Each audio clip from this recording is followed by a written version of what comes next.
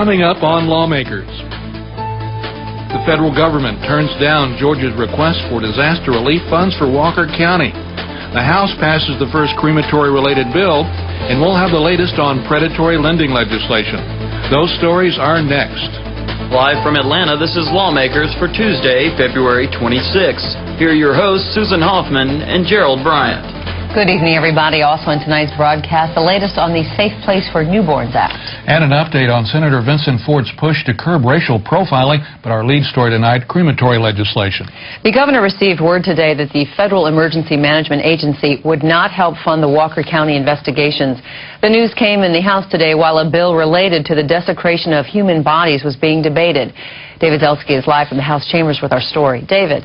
Well, House Bill 1481, which would make illegal desecrating human bodies, did pass unanimously in the House, but it was the bad financial news for Georgia that became the front issue for both the governor and the state budget. We have some forensic folks from the federal government out there that we're reimbursing the federal government. It would be helpful if we didn't have to reimburse them. It's just the size and magnitude, I think, that caused us. If this had been on a smaller scale, I don't think that we'd ever even considered asking for aid. But this is on a substantial, large, probably the largest in the country scale of an incident like this. Naturally, we're extremely disappointed. However, we will continue to do our job on the state level, whatever it takes in Walker County. There'll be strong accountability for every dime and dollar that is spent up there. We have the best people in Georgia up there. We're grateful for the volunteers, and we'll be working through it. It's a double whammy. Now, this investigation has already cost the state over $5 million, and that's part of the reason that House Bill 1481 moved through the House so quickly to avoid any possible loopholes in future crematory laws.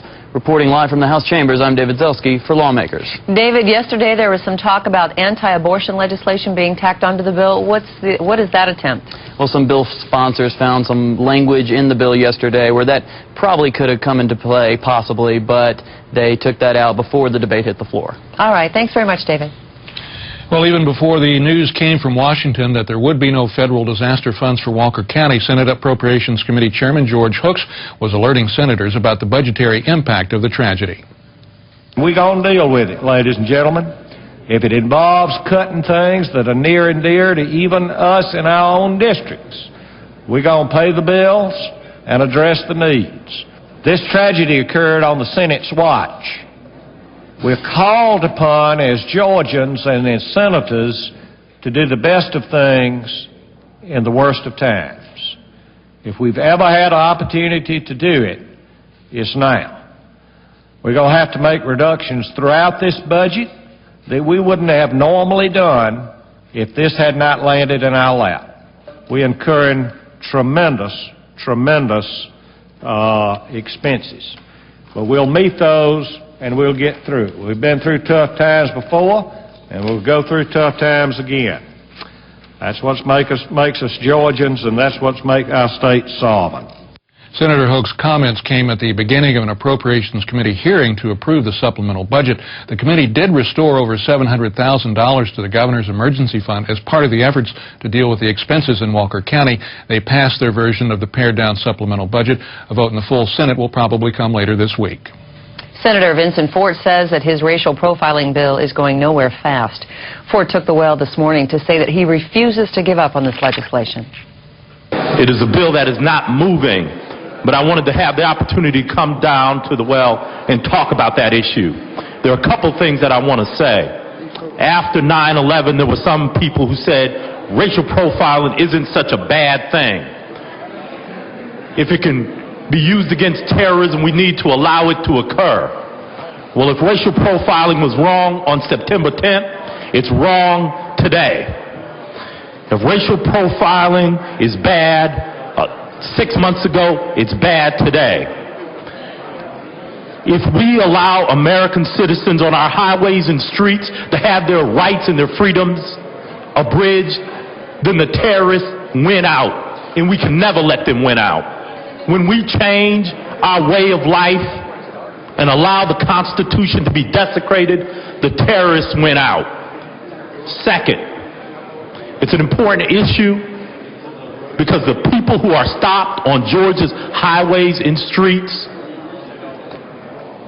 unfairly without probable cause are people who will never, ever again believe in our political or legal system. The Fort bill is currently in the Senate Judiciary Committee. So is a racial profiling bill sponsored by Senate Majority Leader Charles Walker and Minority Leader Eric Johnson. There are no current plans to bring those bills to a vote. A lengthy debate in the House finally ended today with the approval of a bill that would make cities and counties liable when their vehicles cause accidents. Discussion of the measure went on for over 2 hours before a vote was taken. Reporter Hamilton Northcutt joins us now live from the House with that story. Hamilton. Representative Tom Bordeaux, sponsor of House Bill 1128, said it involves a choice between fair and unfair, doing the right thing or the wrong thing. Cities and counties, governments enjoy an immunity, a special privilege that neither you nor your constituents have. They are immune. If when you leave here today, the City of Atlanta vehicle, inspections department vehicle, runs a red light, runs a stop sign, and runs into your car and causes you $5,000 worth of damage, they must pay nothing. Some lawmakers warned making cities and counties liable will cost too much. Atlanta is one example that came up. Mayor Shirley Franklin is coping with an $82 million deficit. If this bill is passed, it would cost the city of Atlanta over $2 million in taxpayers' money for this insurance. She points out this would be 50 police that would have to come off the street or that could not be hired. Actually, the city of Atlanta is $3.2 million. Fulton County is right at $2 million. Majority Leader Larry Walker said he and Majority Whip Jimmy Skipper discussed it and at first opposed this bill, but then they changed their minds. I believe Mr. Bordeaux is right about this. And it's a little, the argument is rather weak to me and non-compelling that the richest, wealthiest counties in this state, the ones with the largest tax base, say we cannot afford it. But when EPD tells them to do something, they afford it. And when DOT tells them to do something, they afford it. And I say to you that they can afford it and they will afford it.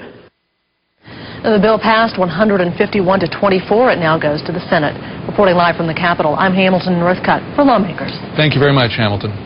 And near unanimous support in the House today for legislation regulating railroad crossings throughout the state. House Bill 1382 would create an arbitration process to be used when cities and counties disagree with railroads over the maintenance or removal of crossings. The heart of the bill provides that if there is a dispute between cities and counties and the railroad over either of these issues, the DOT will act as an arbitrator, and whoever loses pays the administrative fee that DOT incurs for investigating and acting as the arbitrator in the dispute. Either party would have the right to appeal the Department of Transportation's decision all the way to Superior Court, but would have to pay all costs if the appeal loses. Majority Leader Larry Walker spoke in support of this bill. In dealing with people in this country, the third worst crowd to try to deal with is the federal government. The second worst crowd is the post office. And the worst crowd is the railroads. And if you haven't had that experience, you ought to have it. Try to get them to do something. It might be as simple as the community wants to buy the old depot that's falling down, and you want to buy it and fix it up, make an art exhibit place out of it. And you try to get them, first place, you try to get somebody to even talk to you about it. Find the right person to talk to. And you wait months and months and months and months. I wish we'd even go further with the bill. House Bill 1382 did pass 168 to 1. It goes to the Senate. Today, the Senate Judiciary Committee recommended a bill that allows mothers to leave newborns at a medical facility without facing prosecution. House Bill 360, also called the Safe Place for Newborns Act, aims to prevent injuries and deaths of newborns caused by abandonment. The bill allows a mother to leave her child at the custody of a worker at a medical facility, such as a hospital or health center, as long as the newborn is no more than 1 week old and the mother provides her name and address. If the mother follows those guidelines, she will not be prosecuted for crimes such as cruelty to a child or abandonment of a dependent child. The House adopted this bill last year by a vote of 150 to 18. The Senate Judiciary Committee gave House Bill 360 a do-pass recommendation. It moves to the Senate Rules Committee. A child abuse evaluation center in each judicial circuit. That is the goal of the state's child advocacy centers. Today, they encouraged a multidisciplinary approach to treating the victims of physical and sexual abuse. And Wandi Lawson has more. A safe place to report a crime, child-friendly surroundings, and interviewers who know just how frightening it can be for a kid to report abuse. These are the services offered at the 30 child advocacy centers in Georgia. Now the procedures will be more uniform thanks to a statewide collaboration. What people need to realize is that child abuse is not your typical crime. It is a crime that requires special expertise to really know how to investigate it. And children's advocacy centers bring all those people together. Child advocates say good interviews and proper collection of evidence determine whether abusers are prosecuted. When a child is brought to a center, one of the things we have in common at all centers is that we all have a very child-friendly, neutral environment, so they're not taken to a police station or a courtroom or a defects office. It's much like anyone's family room, den. We all work as a unit, as a group, and hopefully this will allow that the child is only interviewed once, and we work collaboratively to ensure that the best interests of the child are served. 1 in 3 girls and 1 in 6 boys are sexually abused before the age of 18. Child advocacy centers are increasing their team approach to protecting these young victims. For Lawmakers, I'm Wandi Lawson. Protecting children in schools and libraries against pornographic websites, that was the topic of debate today in the House Education Subcommittee. Lawmakers Jamie Coran was at that meeting, and she joins us live from the Capitol with more on that story. Jamie.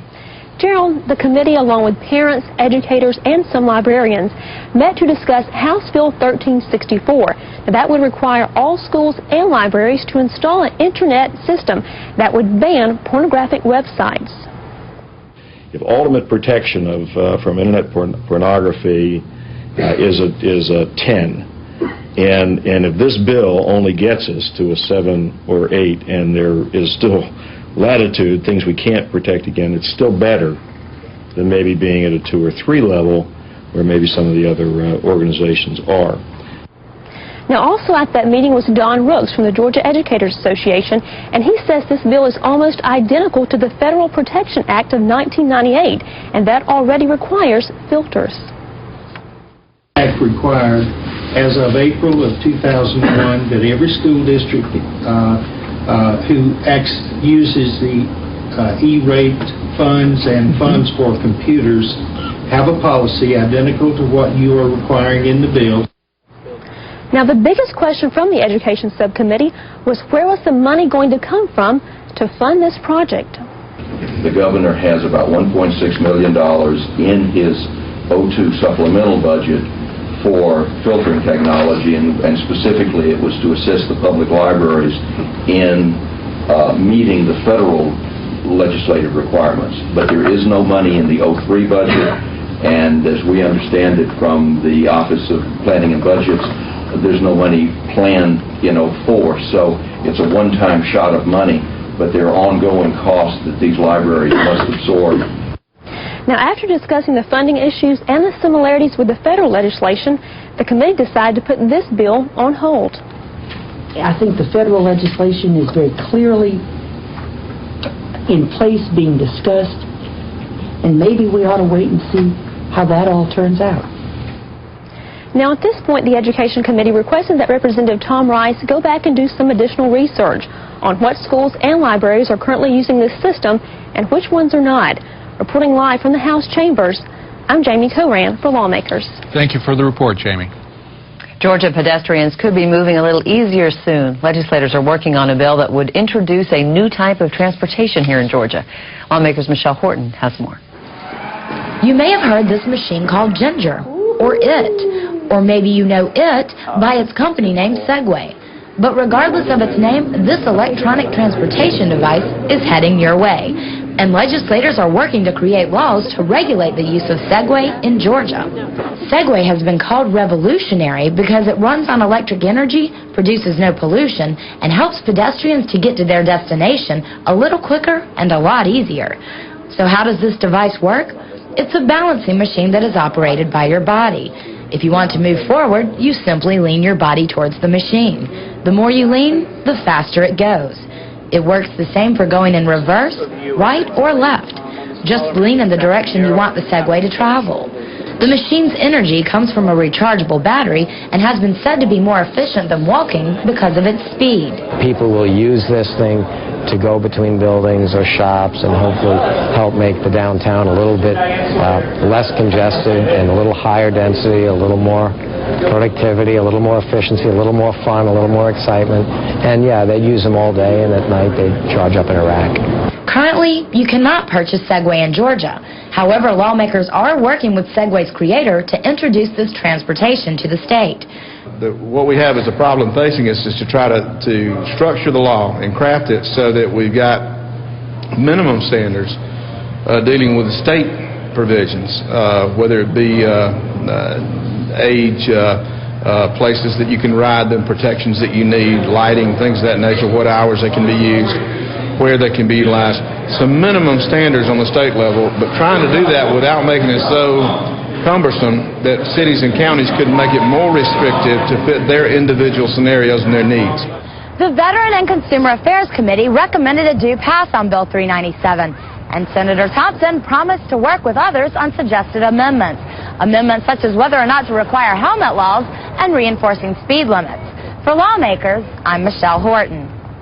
In other news, the House Banking Subcommittee examined the Georgia Fair Lending Act this evening, and Wandy Lawson joins us live from the Capitol with the latest on that. And Wandy.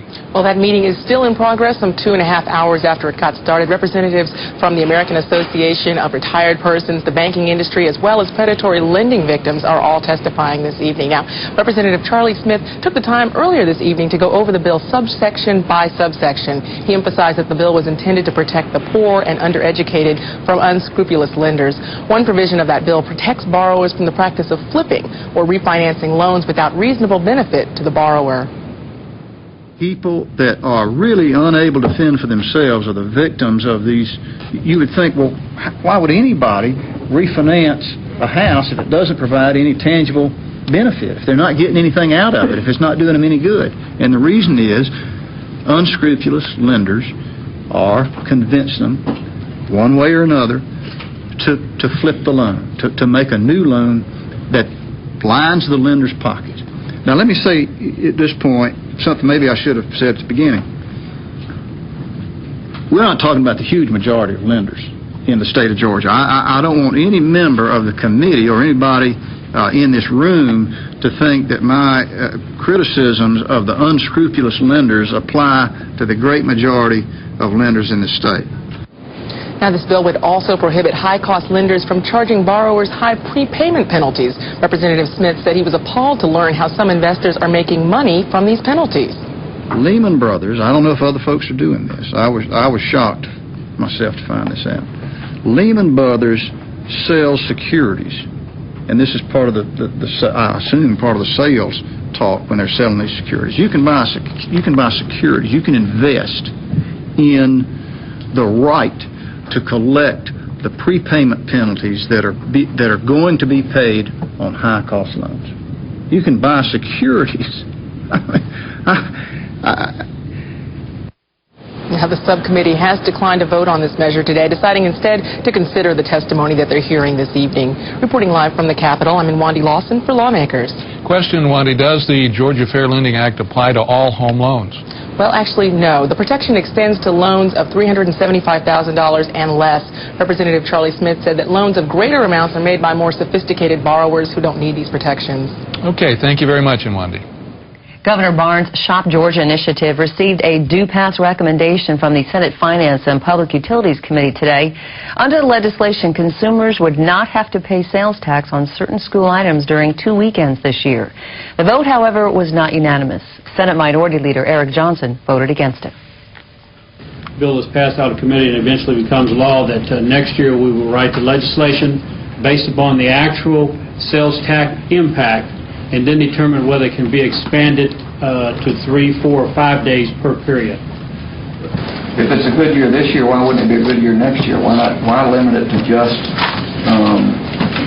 this year? I mean, you can adjust the number of days, you can adjust the items, but if you're going to give a tax break, why are you doing it just 4 days this year? It sounds like let me say this, Senator, and I want to answer that. Issue and not a real economic development issue. Well, I think if you look at the people that we're trying to put back to work with building school buildings, the tax break we're giving to property taxpayers, and to be fiscally responsible, to look at this from year to year to see what our economy is and how our revenues are coming in, it makes good business sense to be, I think, prudent in the way that we go about these things. But so we should only have a tax cut when there's a recession? Well, let me finish.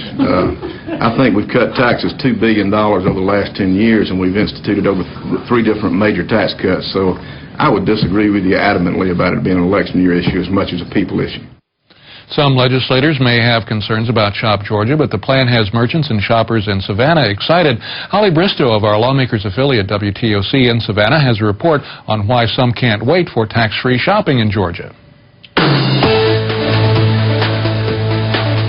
For the past few years, Georgia merchants have fallen victim to South Carolina's tax-free weekends. The last time it happened, I had people come in here looking at computers. Well, tax-free weekends in South Carolina this weekend. I think we'll just ride over there. Merchants say they lost thousands of dollars in revenues. They get all the business, and we just sit here in a lounge chair, basically. That's why businesses like Staples are hoping that the Senate votes in favor of 4 tax-free days in the Peachtree State. This would be a great boom for not only our business, but for all businesses, and a great deal for the customer, too. Customers like Millie McRae. Well, I certainly hope they get it here because I am waiting for it. We've been looking at another computer, this type thing, and I think that's going to be one of the items that you can get. Computers and school supplies aren't the only goods you'll be able to save on. Clothing items under $100 will also be tax exempt. Since the 9/11 incident, we can definitely use something like this to really pick up business for us. Okay. Consumers say this would be the perfect incentive to get them back in the stores. I'll be the first one to visit all the stores that I didn't visit when we had taxes. And that's just the attitude that both lawmakers and merchants are hoping for. For GPTV Lawmakers, I'm Holly Bristow, reporting from Savannah. In other news, the NAACP supports a bill that would inform Georgia consumers of defects and deficiencies in tires. This came today at a news conference held at the Capitol. Representative Tyrone Brooks was at the event and is sponsor of House Bill 377. We think this bill will save lives. We think it will save litigation. We think the consumers of this state deserve nothing less than having a bill that would give them access to information on tires before we make our purchases. If the owner of the vehicle that our brother Earl Shinholster was traveling in June of 2000 had information on tires before he made his trip, he probably would have bought other tires. The NAACP says this legislation is a safety issue, and leaders hope it prevents consumers from purchasing defective products that could lead to dangerous situations. It not only will save lives, it will save monetary awards being issued out in lawsuits. It would even save the producers of these tires because they would not have to pay that money in the long term. I support House Bill 377. I encourage everyone to call their legislators to support the bill. It's a disadvantage to all of us, not just me and my family, but to know things after the fact. Supporters of the bill also say that it could prevent lawsuits against the tire industry. The Senate today passed a bill that Senator Charlie Tanksley called an amendment to Governor Barnes' green space statute, which sets aside land and protects it from development. Basically what it does is it allows a 10% portion of the entitlement to a county participating in the green space program if that county is entitled to more than $500,000 in its total appropriation. It sets aside 10% to be used to match grants of municipalities within that county to give to those municipalities an additional incentive to more readily fund their green space initiatives. The bill passed 49-0. The Senate also voted to protect forest land in Georgia. Here's Natural Resources Chairman Senator Hugh Gillis. Now, what this Trust Act does, the Forestry Department owns over 60,000 acres of land in Georgia. It'll be the Forestry Trust Act will be something similar to the Green Space program that we already have in action in Georgia. As you know, a lot of our land is being taken over by people that destroying our timber and creating problems that we really don't need to happen in Georgia. The land that would be put into this Trust Act would be controlled by the Forestry Commission and by the Governor and by the General Assembly. The Forest Land Protection Bill passed without opposition, and so did a resolution urging the donation of Georgia granite for a Dr. Martin Luther King Jr. memorial in Washington. Here's Senator Nadine Thomas. SR 500 is a resolution urging the state of Georgia to provide the granite, since we have the granite capital in Everton, to provide the granite to erect the statue of Martin Luther King in D.C. near the Lincoln Memorial. Congress has approved that, so it would be nice if we could send our granite from Georgia to erect this. That resolution passed 46-0. All three of those measures go to the House. Also in the Senate today, Governor Barnes' Natural Gas Consumers Relief Act was introduced. Final arguments in the Georgia reapportionment case were scheduled for today in Washington, D.C. Senate Minority Leader Eric Johnson took a lighthearted approach to the subject with his top 10 list of ways to tell if your district has been radically changed. Here are the top 5 of that top 10. Item number 6. A prominent rock band is using a copy of Georgia Senate Plan on their cover of their CD in a retro, groovy, psychedelic cover. Number 5. People from Alabama are beginning to call with constituent problems. The fourth reason is it takes a GPS system, a four-wheel drive, and emergency rations to cross your district. Number 3, Jimmy Carter and a team of international observers are preparing to show up for your next election. Number 2, NASA has proudly announced that the Hubble telescope has finally seen the outer edge of your district. And the number one way to tell whether you've been a victim of partisan redistricting, you've never visited the western side of your district because the Grand Canyon is too much of a pain to cross. Thank you, Mr. President. I yield the will. Thank you, Senator. A decision on the Senate, House, and congressional maps is not expected until mid-March. Coming up tomorrow on Lawmakers, the Senate Education Committee is expected to take up House Bill 161. That is the one that will require a visitor to actually register when they attend a school. This issue has gained recent attention after a 10-year-old was attacked at an elementary school in Lilburn. We're going to have that story for you tomorrow night on Lawmakers. And for those of you who have access to the Internet, you can check us out online. Just go to gpb.org. Lawmakers programs are streamed live, then archived on our site every night that we are on the air. And please stay tuned as Georgia Outdoors explores the coastal, sports, and wildlife. Again, Georgia Outdoors is next. And that is our program for this, the 24th Legislative Day of the Georgia General Assembly. Thanks for watching. I'm Susan Hoffman. And I'm Gerald Bryan. From all of us here at Lawmakers, good night. Good night.